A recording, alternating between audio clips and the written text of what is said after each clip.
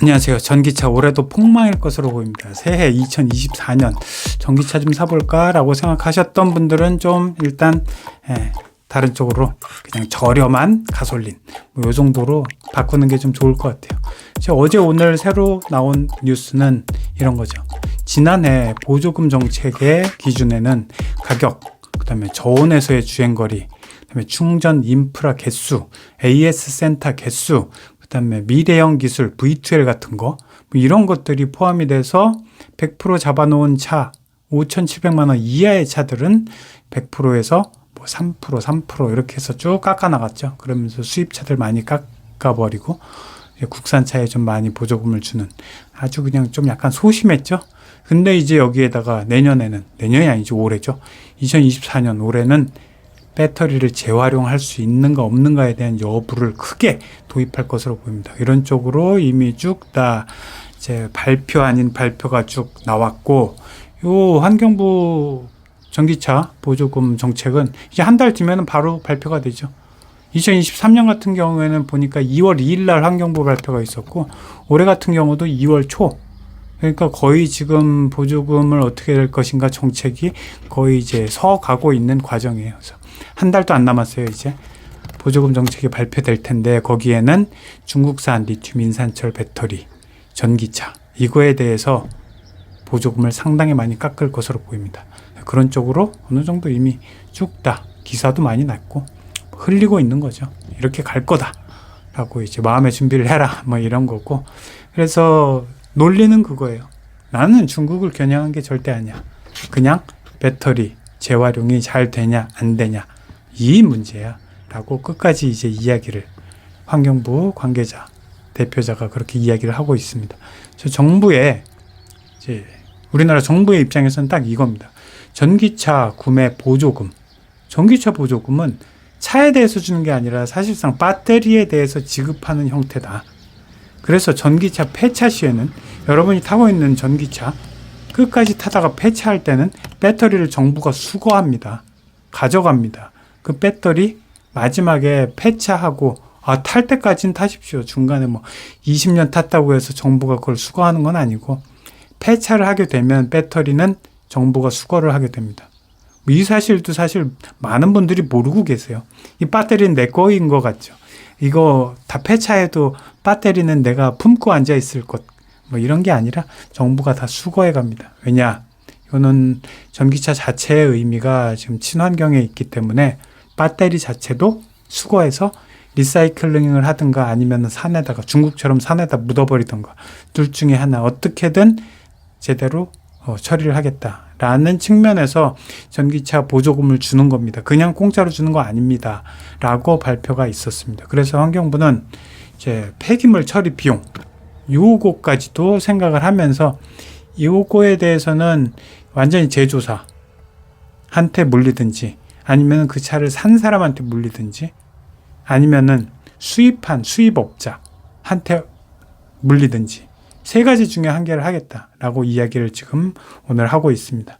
그래서 사실 어떻게 보면 뭐 이론상으로는 맞을 수도 있죠. NCM 배터리, 니켈, 코발트, 망간, NCM 배터리 같은 경우는 그걸 다 폐차를 한 다음에도 뜯어서 거기에 있는 물질 하나하나 뽑아서 조그만한 작은 ESS, 뭐 이런 뭐 충전장치, 배터리 이런 식으로 다 재활용이 가능하다. 그런데 LFP는 불가능하다. 이런 쪽으로 이제 주장을 하고 있는 거죠.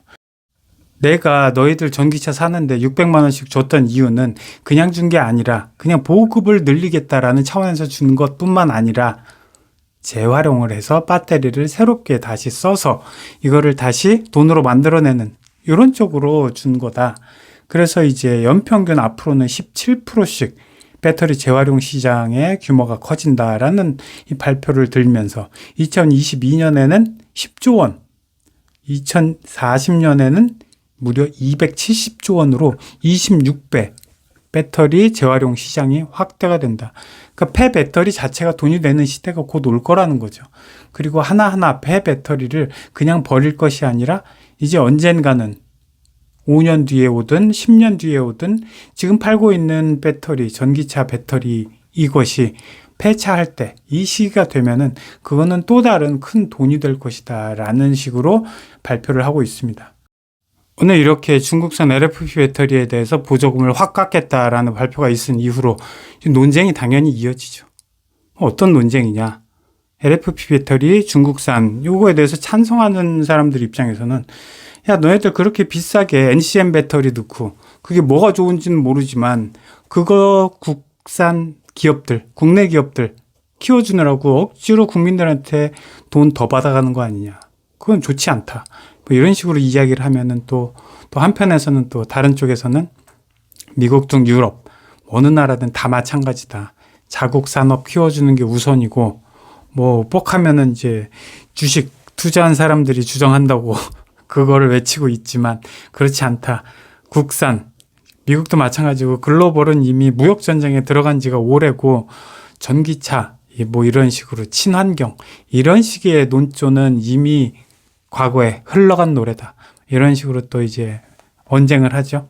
그렇다면 또 한편으로는 NCM 배터리가 조금 더 타이트하고 밀도가 높아서 그런 거는 맞긴 맞아도 폐차 수준까지 갔을 때 이게 진짜로 재활용이 좋을 것인지 안 좋을 것인지 너희가 실제로 해본 적도 없으면서 이렇게 미리부터 보조금을 돈을 뺐느냐 보조금을 확 줄여버리느냐 이게 말이 되냐 이런 쪽에 또 반대 논의가 또 있죠. 이런 의견에 대해서는 또 야 그러면 만든 사람들이 잘 알지 뭐 그걸 꼭 해봐야 알겠니?